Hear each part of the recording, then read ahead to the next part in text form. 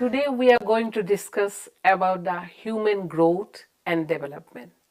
It is a very vast area.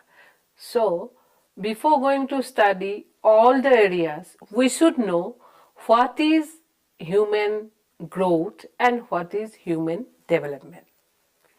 Physical growth and development are the most important and basic characteristics of living organisms. The terms growth and development are generally used synonymously, but in the biological sense, they are not the same. Growth refers to increase in size and weight of the body. Development refers to the changes that take place in the structure of the body during growth. Thus, growth brings changes in the size of an organism,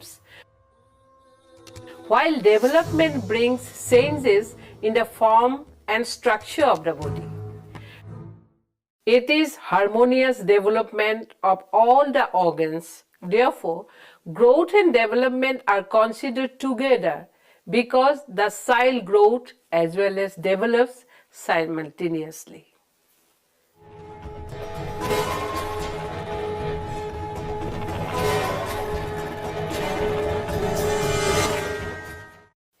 Now we are going to discuss about the definition of growth. Many scientists have defined growth in their own way. Research and Kavanagh in 1945 write, growth is a fundamental attribute of living organism manifested by a change in size of the individual or in the number of organisms in a unit of environment. This change, according to Zuckerman, is normally associated with increase but with a possibility of decrease in size under adverse conditions or negative growth. According to Gern, the term growth and development as used in physical studies refer to the processes common to all living organisms, processes intimately linked in time but partially independent, unquestionably determined yet uniquely susceptible to environmental modification. Montego defines it as the increase in physical size of the whole body or any of its parts, while development is the increase in its complexity. Bogin defines growth as a quantitative increase in size or mass. Measurements of height in centimeter or weight in kilograms indicate how much growth has taken place in a child. Growth of a body organ may be described by measuring the number, weight, or size of the cell present.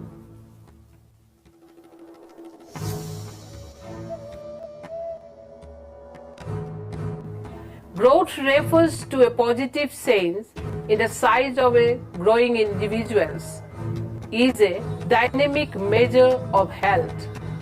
The best available indicator of nutritional status and the only real measure of nutrition adequacy.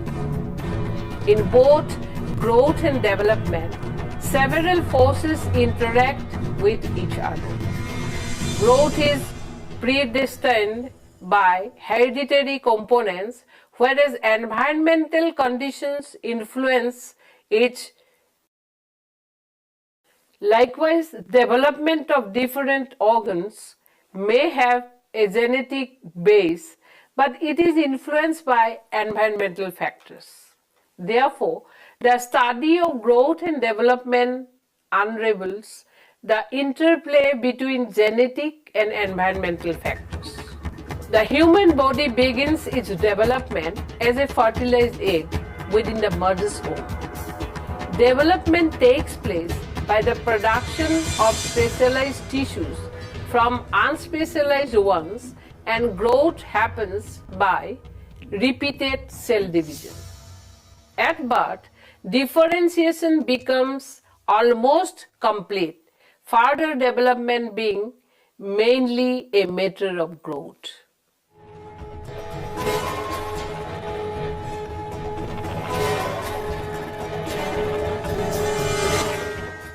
Now, we are going to say about phases or stages of growth. The whole lengthy course of growth, beginning from a single cell stage till the death of that single cell in the form of multicellular, biologically complex being, could be broadly classified into two phases or stages. One is prenatal. Prenatal is before birth, which takes place within the mother's womb. And second one is postnatal, that is after birth. The development of the embryo from the stage of zygote till the birth of the baby is known as prenatal or embryonic periods, when growth is particularly rapid and at motion. The first shows the distance travelled and the second indicates the speed of velocity of growth at different ages. The velocity or rate growth may not be the same during all stages of growth. Again, the rate of increment of the different segments of the body is not uniform. The growth of the head is relatively more than that of the trunk. Again, the trunk completes its growth earlier than the limbs. Growth is relatively faster during infancy and early childhood. At school-going age, it is slow and steady. Adolescence is characterized by rapid growth known as adolescent growth spurt and by a series of developmental changes like voice changes in boys and manner in girls.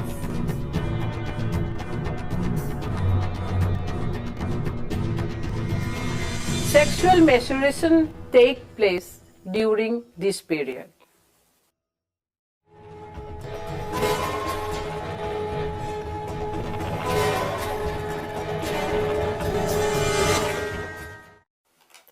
Historical, most disciplines begins with a sort of descriptive phase. Human growth research is no exception. Most research and writings in the area of human growth and development is descriptive and non-theoretical. The earliest surviving statement about human growth appears in a Greek elegy of the 6th century BC.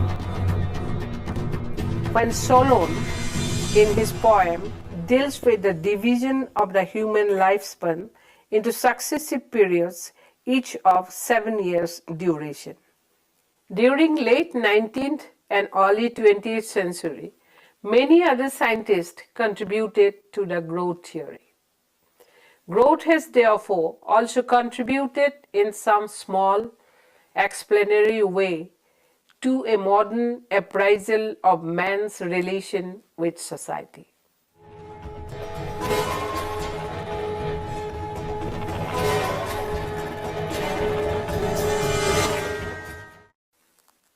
Types of growth measurements. First one is linear measurements. It is usually evaluated in terms of increase in length or height, either the body as a whole, stature, or of the body stem, that is sitting height. The second one is ponderal. This is evaluated in terms of increase in body weight or mass of the body. Now we are going to start the growth curve. Growth is measurable and therefore anthropometry plays a very important role in the study of growth. The measurements or the value at successive ages are plotted in a graph to obtain growth curves. Usually, two types of growth curves are drawn, namely distance curve and velocity curve. Growth may be considered as a form of motion.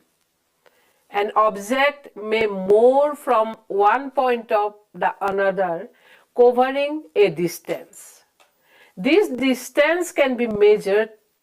Similarly, a part of the body grows from one edge to the next. This increment can be measured and can be shown in a curve. This type of curve is called distance curve.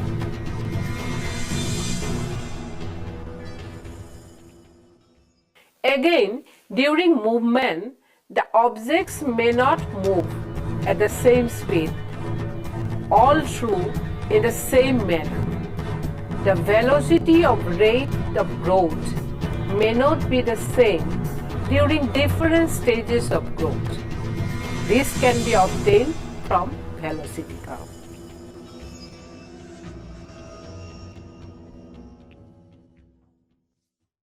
In this connection, it may be noted that different parts of the body do not grow at the same rate during different periods of growth.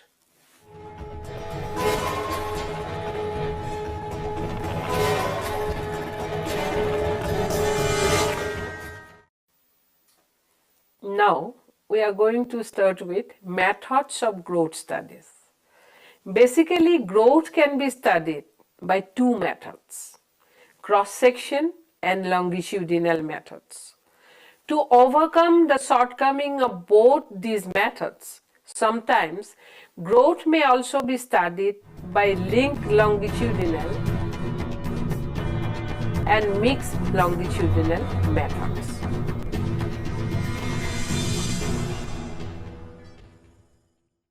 In cross-sectional research, the subjects are measured only once. Subjects of different ages are included in a cross-sectional study to provide a general description of age-related growth changes. In a longitudinal study, each individual is measured over a number of years. In other words, the same subject is measured repeatedly from year to year.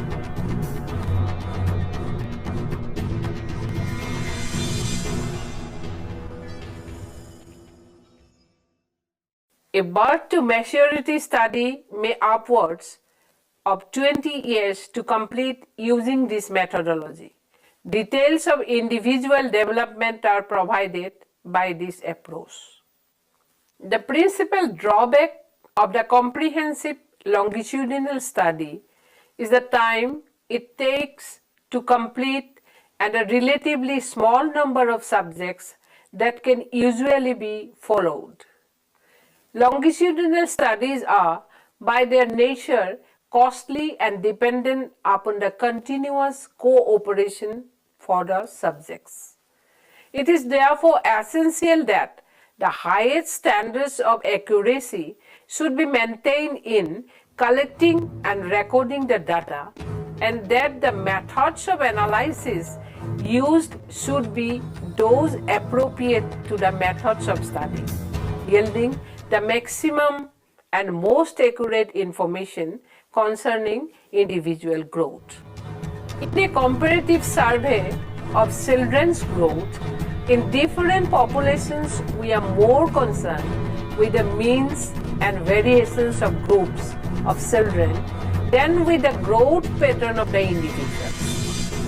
Generally, therefore, the information used in from cross-sectional studies. Cross-sectional methods are adequate for studying distribution of various measurements in different individuals at different ages and for constructing standards of growth attain, that is height and weight standards. In these circumstances, the relative ease and rapidity with which results may be obtained from a large number of cases makes the cross-sectional methods preferable to the longitudinal one.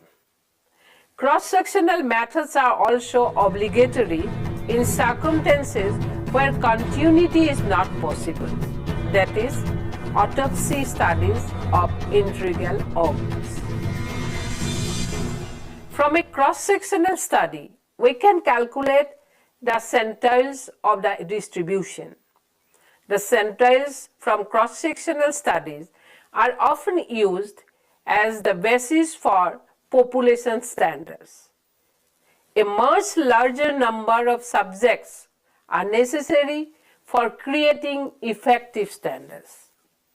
The numbers of children measured in each age group should be approximately proportional to the rate of which growth is taking place. There are limitations to the usefulness of even large-scale cross-sectional studies. They tell us nothing about individual increments from one year to the next, that is, about individual rates of growth. True, they give us an estimate of the mean rate of growth of a population. They tell us nothing about the variability around that mean. In a clinical context, this is precisely what we most usually need to know so that we can compare a given individual's velocity or rate of growth with standards for velocity at his age. To obtain such standards, we need a longitudinal study. Longitudinal and cross-sectional studies are complementary and both are required for a full understanding of the growth process. For some purpose, a good design is that of linked longitudinal studies, that is, studies covering the ages 0 to 6, 5 to 11, 10 to 16, 15 to 21, for example. Efficient sampling of the population is crucial to obtain smooth joints in the data. But in 6 years, the whole range is spanned with considerable longitudinal elements covering, for example, adolescence and the preschool years. Maximum information could be extracted from a mixture of longitudinal and cross-sectional data.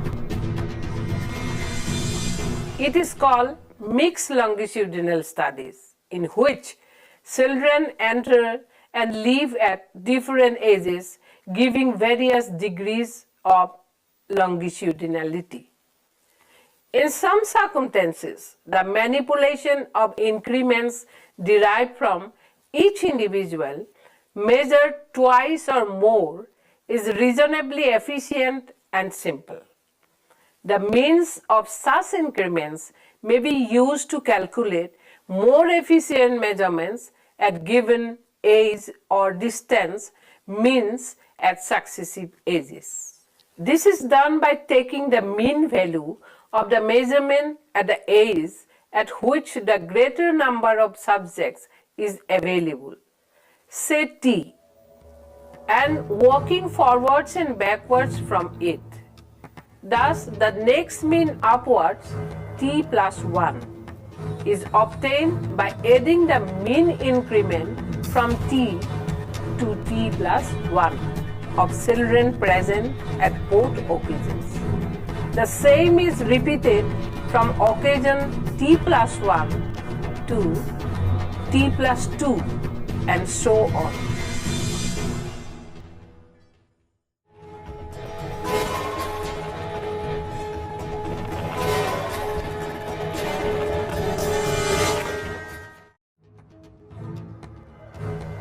So, from the above discussion, we can conclude that growth and development is a very vast subject, which can be illustrated like all these phases. And we see that in human, growth and development is a very important part of human life.